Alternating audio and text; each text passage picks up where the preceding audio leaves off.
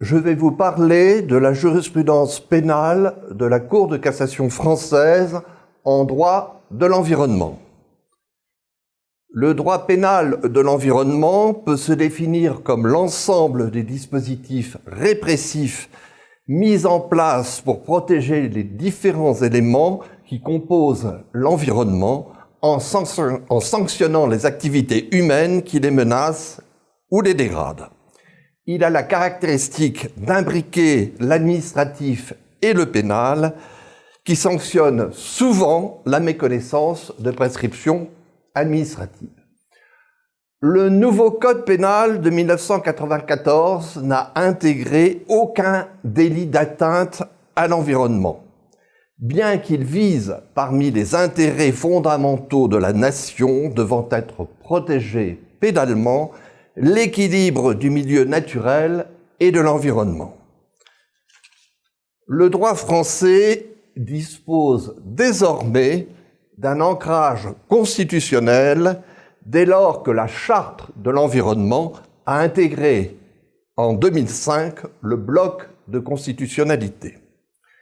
Mais cette charte reste muette sur une quelconque responsabilité pénale et sur les sanctions aux principes qu'elle énonce.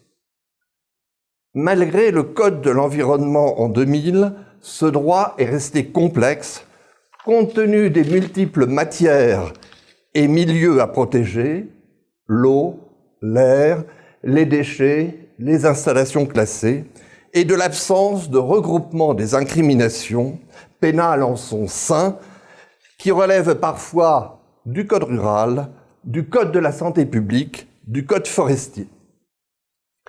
Sur le plan communautaire, l'adoption de la directive du Parlement européen et du Conseil du 19 novembre 2008 relative à la protection de l'environnement par le droit pénal part de l'idée que le respect des législations protectrices de l'environnement peut être renforcé par l'existence de sanctions pénales dissuasives qui reflètent la désapprobation de la société. Il s'agit d'harmoniser les infractions et les sanctions applicables des États membres afin d'éviter que les auteurs d'infractions puissent tirer parti des divergences qui existeraient entre eux et profitent de paradis pénaux. Les sanctions pénales, nous dit la directive, doivent être dissuasives. Elle énumère un certain nombre d'infractions et précise même que les États membres feront en sorte que les personnes morales puissent être tenues pour responsables des infractions en question lorsqu'elles sont commises pour leur compte par leurs représentants. Cette directive européenne a été transcrite en droit national en 2012. Mais le droit de l'environnement n'est pas une branche autonome du droit pénal, il obéit au principe du droit pénal général. Il appartient au juge pénal d'assurer la mise en œuvre effective du droit de l'environnement, tout en étant tenu par le principe selon lequel la loi pénale est d'interprétation stricte et au regard des dispositions supranationales qui s'imposent à lui, le juge dispose d'une certaine liberté pour lui permettre de faire évoluer le droit de l'environnement. Des évolutions sont intervenues à la lumière de la Charte de l'environnement à laquelle je faisais allusion tout à l'heure et de l'article L110 du Code de l'environnement qui retient le principe pollueur-payeur. Tout d'abord, le juge pénal a pu adopter un raisonnement déductif. En ce qui concerne les éléments constitutifs de l'infraction, notamment en matière d'activités et d'accidents industriels générateurs de préjudice, tant propres à certaines victimes qu'à la collectivité, dont certains peuvent apparaître très tardivement. Aussi bien au titre du lien de causalité devant exister entre le fait générateur et le dommage qu'au titre de l'élément intentionnel. Ce qui est de nature à favoriser à la fois la preuve et la réparation ultérieure du dommage. Sur la causalité, dans le domaine de l'environnement et de la santé, La pluralité de causes est admise par la jurisprudence s'agissant des délits de mise en danger d'autrui, d'homicide et des blessures involontaires. La notion de cause directe et certaine a évolué vers la notion de probabilité causale qui semble plus adaptée à la responsabilité environnementale, compte tenu d'une part de la difficulté à établir le fait générateur et d'autre part du temps qui sépare le plus souvent le fait dommageable et la manifestation du dommage. Plusieurs exemples peuvent être donnés, notamment dans une affaire AZF de janvier 2015 qui a été qualifiée de plus grande catastrophe industrielle survenue en France. En septembre 2001, une énorme explosion s'est produite dans le site d'une usine chimique d'azote fertilisant exploitée par une société grande paroisse. Cette usine était notamment soumise aux directives Seveso 1 et Seveso 2 sur les installations classées. Le juge de première instance a relaxé les prévenus, c'est-à-dire la personne morale et son dirigeant, au motif qu'il y avait une multitude de causes possibles, qu'il y avait certes une cause probable, mais qu'il n'avait pas une certitude absolue. Au contraire, la Cour d'appel s'est fondée sur un faisceau d'indices pour entrer en voie de condamnation après avoir examiné à fond tous les éléments de fait et le mécanisme initiateur de l'explosion. Elle a conclu que c'est sans que persiste le moindre doute qu'il apparaît finalement que la cause de l'explosion des nitrates est un mélange de produits incompatibles. Il y avait déjà un arrêt précurseur de cette causalité probable, c'est un arrêt de septembre 2010, dit arrêt métal blanc, où avait été admis un pareil raisonnement déductif à l'encontre d'un producteur d'alliage de plomb issu du recyclage de batteries usagées et de déchets de plomb, qui a été condamné pour avoir exposé autrui à un risque immédiat de mort. Et la Cour d'appel a retenu dans cette affaire, et la chambre criminelle de la Cour de cassation française a validé son analyse. Elle a retenu non seulement qu'il y avait eu des pollutions des sols et des végétaux en plomb, ainsi qu'une pollution atmosphérique, mais surtout, elle est arrivée à une déclaration de culpabilité au vu des études scientifiques, des éléments statistiques, des circonstances de fait et des études de la sécurité sociale sur le saturnisme infantile. Mais le juge pénal a également admis que l'élément moral de l'infraction pouvait se déduire de la matérialité des faits. Pour certains délits, notamment en matière d'urbanisme, d'environnement, spécialement d'installations classées, la chambre criminelle estime que la seule constatation de la violation en connaissance de cause d'une prescription légale ou réglementaire suffit à caractériser l'élément intentionnel. Le juge pénal a su également se montrer un juge inventif et précurseur.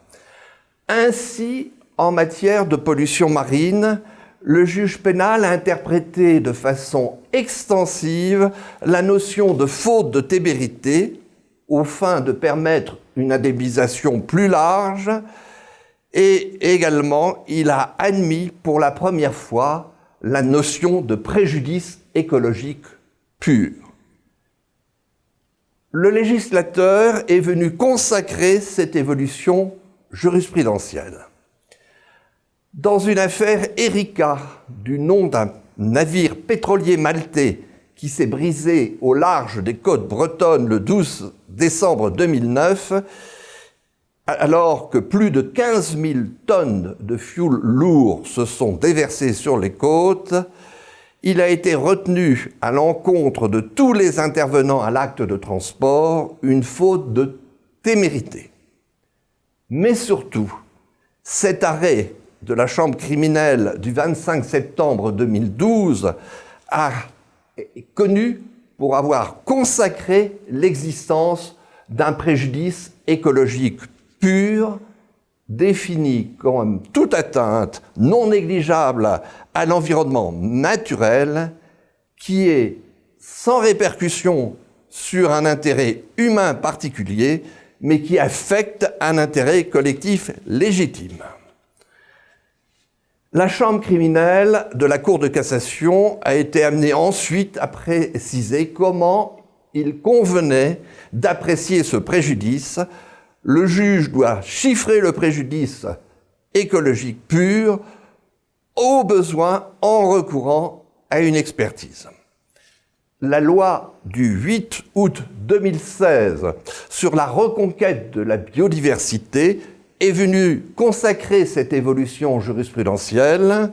Elle a intégré dans le Code civil le préjudice écologique consistant en une atteinte non négligeable aux éléments des écosystèmes ou aux bénéfices tirés par l'homme de l'environnement.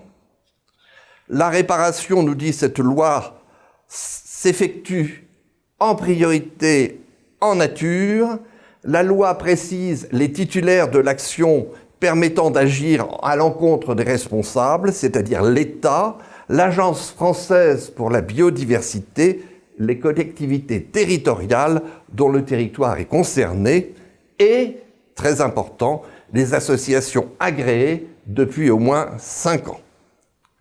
Au total, on peut noter que le juge pénal, tant en ce qui concerne les éléments constitutifs des infractions qu'il sanctionne, qu'en ce qui concerne les éléments du préjudice qu'il répare, a su adapter le droit commun de la responsabilité pénale et civile aux spécificités du droit de l'environnement, militant en faveur de ce droit, appliquant de façon de plus en plus large le principe pollueur-payeur.